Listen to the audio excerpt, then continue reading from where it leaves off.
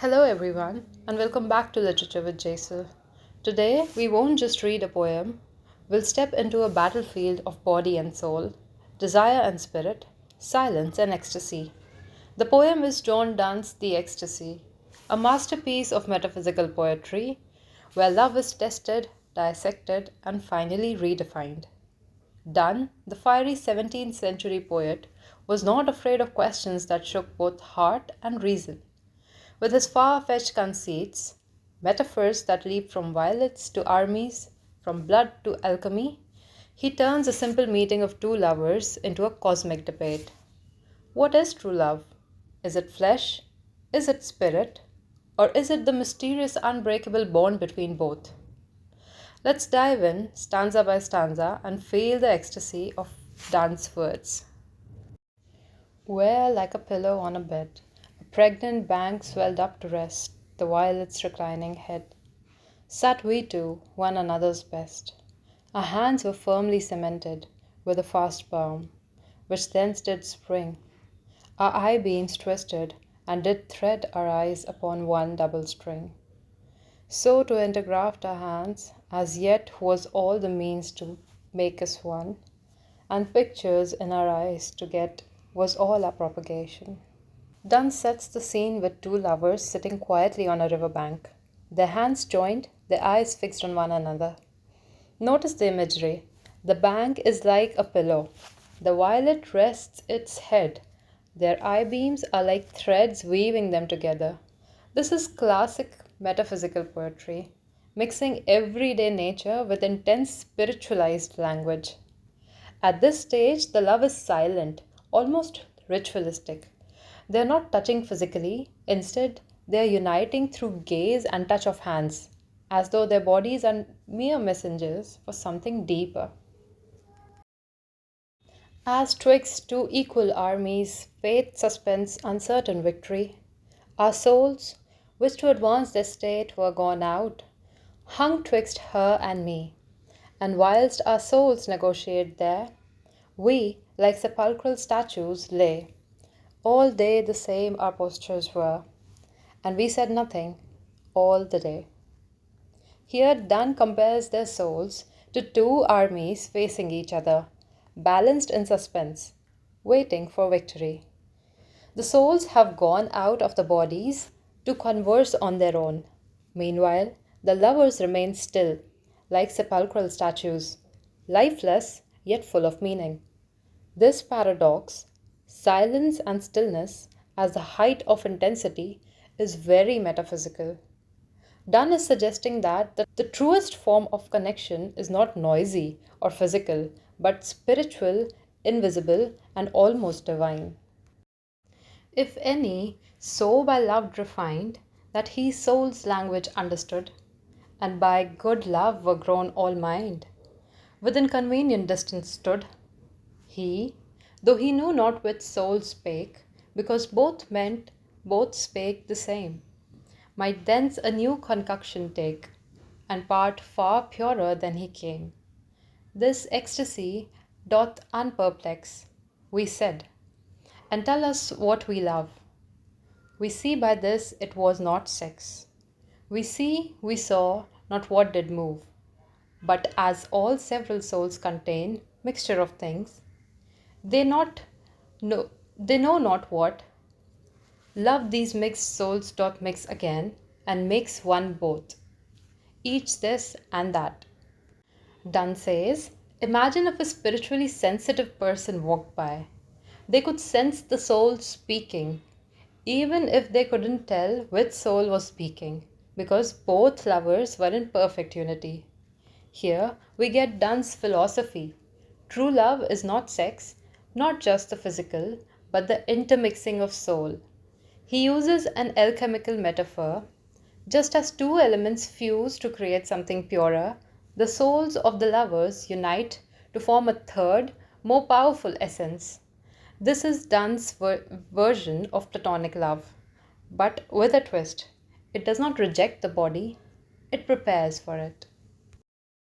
A single violet transplant, the strength, the color, and the size, all which before was poor and scant, redoubles still and multiplies. When love with one another so interinanimates two souls, the abler soul which thence doth flow, defects of loneliness controls.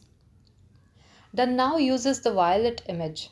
When transplanted, the violet grows stronger and multiplies.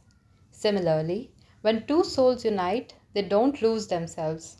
They gain strength, filling in each other's weaknesses. This stanza highlights the theme of complementarity. Love doesn't erase individuality, it enriches it. The loneliness of each soul is controlled, healed by this new mixed soul. We then, who are this new soul, know of what we are composed and made.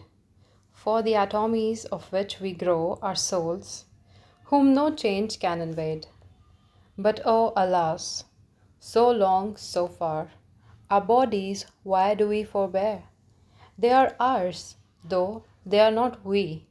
We are the intelligences, they are the spares.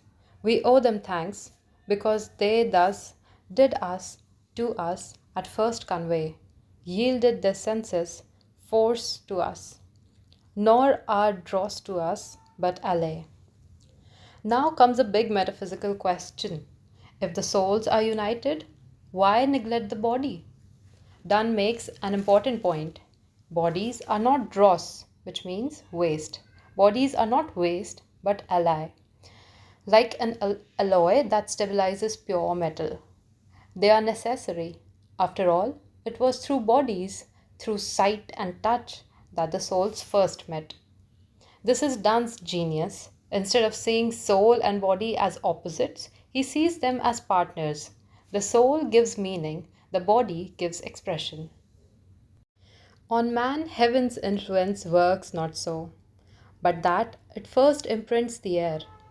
So soul into the soul may flow, though it to the body first repair. As our blood labors to beget spirits, as like souls as it can, because such fingers need to knit the subtle knot which makes us man.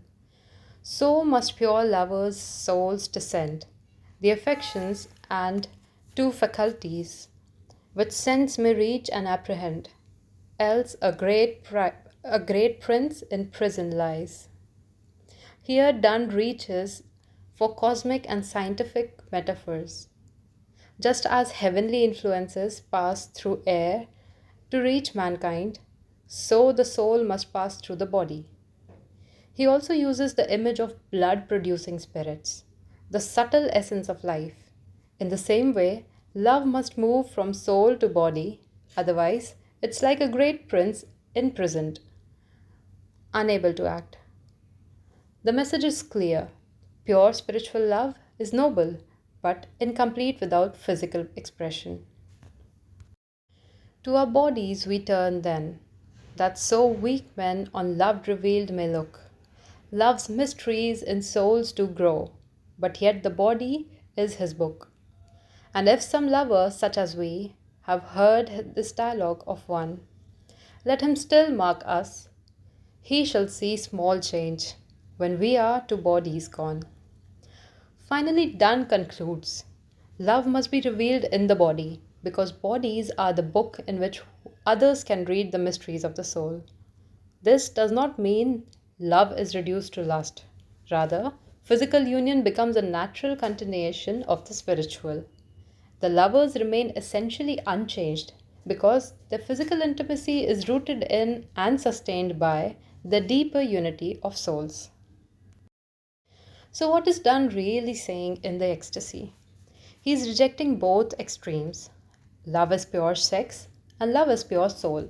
Instead, he gives us a balanced philosophy.